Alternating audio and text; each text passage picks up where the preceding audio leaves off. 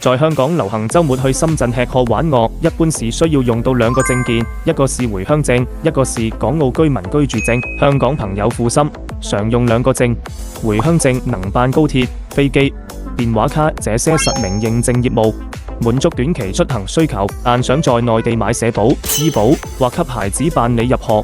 沒有港澳居民居住證可不行。少了它，住酒店、租車等日常場景也會格外不方便。如果沒有港澳居住證，在內地就很不方便。想辦居住證，貼士直接碼住：一、關注深圳公安公眾號，喺菜單欄揾港澳居民服務，港澳居民服務，首次辦就揀首次預約，填好資料提交就得。二、提前準備返鄉證原件同埋複印件、相片回執、居住登記證明，可以叫房東幫手辦，或者提供租賃備案憑證。三、跟住預約時間去就近嘅戶政大廳交材料，